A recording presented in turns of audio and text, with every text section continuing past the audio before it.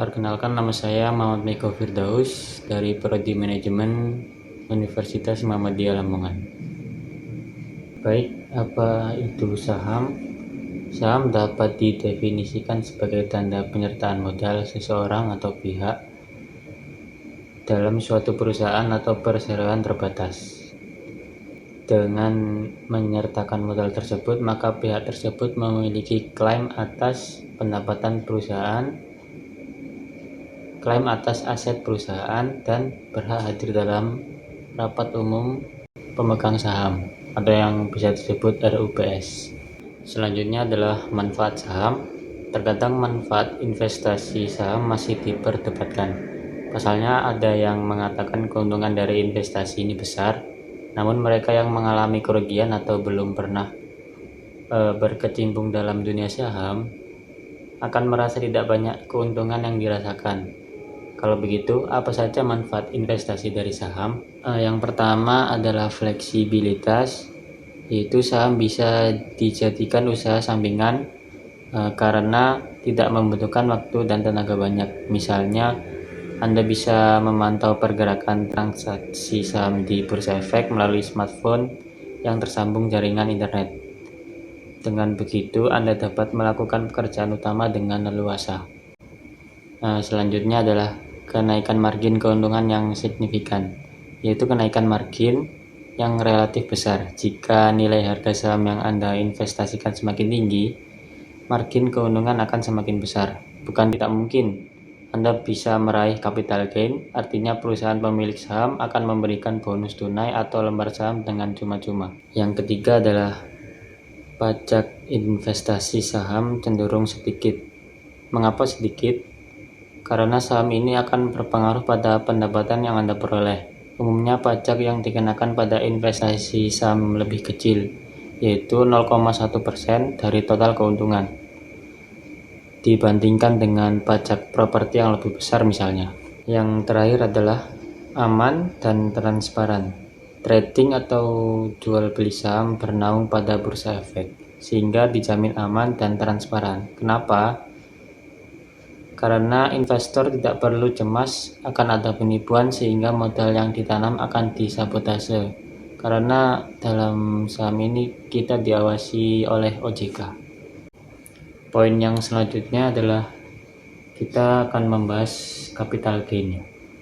Capital gain adalah profit yang didapatkan dari adanya selisih harga jual saham yang lebih tinggi daripada harga belinya. Seorang investor atau bisa disebut dengan orang yang menanamkan modalnya bisa dikatakan mendapatkan capital gain setelah ia menjual aset yang ia miliki.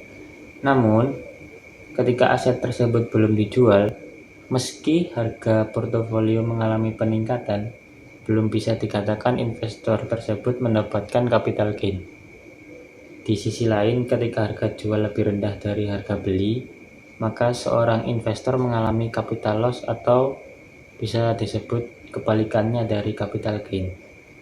Ketika seseorang melakukan take profit atau mengambil keuntungan lewat penjualan saham, setelah melalui harga tertentu, ia akan Yang selanjutnya adalah dividen. Dividen adalah bagian dari keuntungan perusahaan yang dibagikan kepada pemegang saham. Pembagian laba atau keuntungan untuk pemegang saham berdasarkan saham yang ia miliki. Sederhananya, dividen ialah hak atau jatah dari perusahaan yang mendapatkan keuntungan kepada pihak yang menjadi investor atau pemegang saham.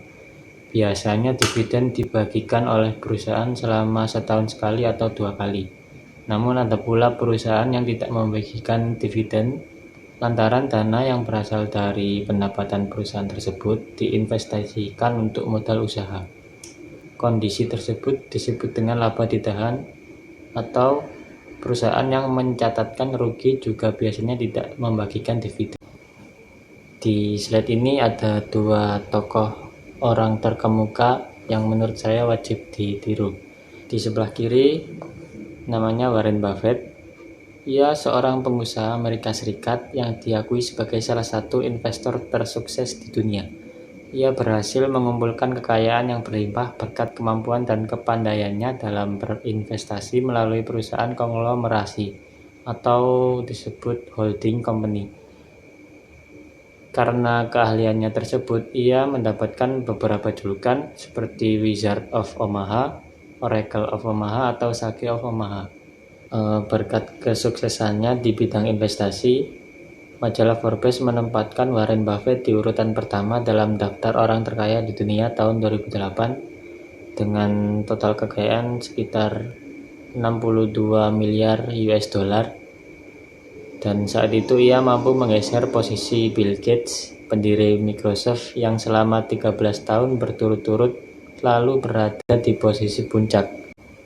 Yang selanjutnya adalah sesosok investor dari Indonesia, Hari Tanusudibyo. Beliau berhasil mencatatkan namanya sebagai salah satu jajaran orang terkaya di Indonesia.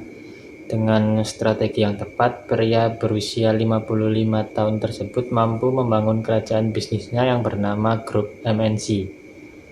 Harry pun mengungkapkan kunci kesuksesannya, yaitu value investing. Strategi tersebut berbeda dengan mayoritas orang yang berinvestasi di pasar modal berdasarkan fundamental atau teknikal di berbagai bidang usaha.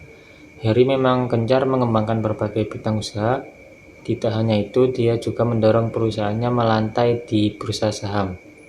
Salah satunya adalah PT MNC Vision Network atau IPTV yang berkembang dan go public. Demikian materi yang dapat saya sampaikan mengenai saham. Apabila ada salah kata, mohon maaf yang sebesar-besarnya. Terima kasih, sampai berjumpa kembali.